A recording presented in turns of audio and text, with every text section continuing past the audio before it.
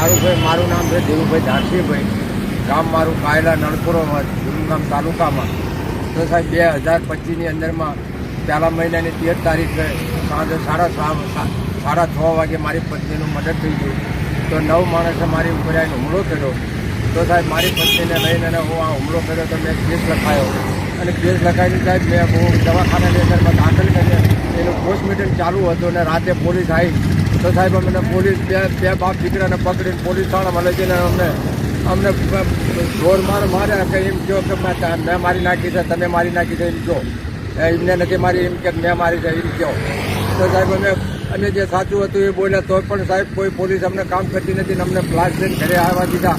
અને સાહેબ અમને પોલીસ જોઈ હોય અમને મારી છોડીને અને સાહેબ અમને મારી પત્નીની લાશ દફન કરાવી દીધી. અને અમે દફન કરવા નતા જતા તો મારા ઘરના માણસોને અને મારા સગાવાળાને બધા પોલીસ ઢોર મારવા માંડ્યા. અને સાહેબ હું અમને કામના પકડીને અમને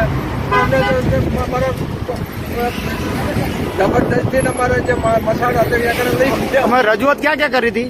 અને રજૂઆત સાહેબ અમે આયકડા કરી, આયકડા બેંકની ઓફિસે કરી, અમે ઉપરથી આવ્યા.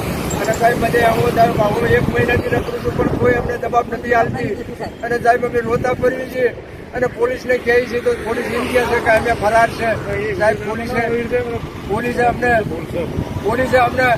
એમ કહે છે કે ધમકી મારી કે કોઈને કહેતા નહીં કે અંદર કરી દઈશું, તમારી ઉપર ખોટો કેસ કરીને અમે અંદર કરી દઈશું. આવું નિવેદન અમારી ઉપર કરે છે. 24 કલાક અમને ધમકી મારે છે. સામે જે માણસો જે ગુનેગાર છે એ અમને સિંહમાન ગામમાં રોડ ઉપર અમને મારે છે. સાહેબ અત્યારે અમારા છોકરા રોડ ઉપર ફરવા નથી જતા. 2 દિવસથી અમારી ઉપર હુમલો કરે છે. તો સાહેબ પોલીસને મારનાર વ્યક્તિ બહાર ફરે છે એમને કોઈ પકડતું નથી. કોઈ પકડતું નથી સાહેબ. અમને મારી નાખે અને પોલીસ એમ કહે છે કે અમારી કાર્યવાહી કરી છે.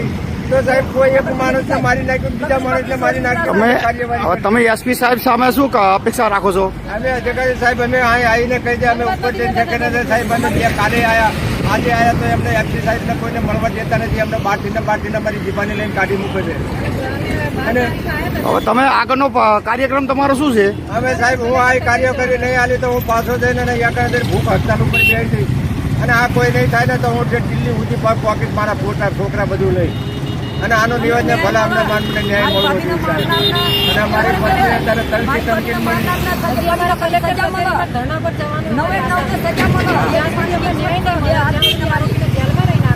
તો અમે લોકો ધરણા પર કલેક્ટર કચેરીએ જઈશું. મરણ ધરણ નહીં અન્ન લઈએ નહીં પાણી લઈએ અને મરણ ધરણ ઉપર અમે ત્યાં કલેક્ટર કચેરીએ જઈશું. જ્યાં સુધી અમને ન્યાય નહીં મળે, ભાભીને ન્યાય નહીં મળે અને આરોપીને જેલમાં નહીં નાખે.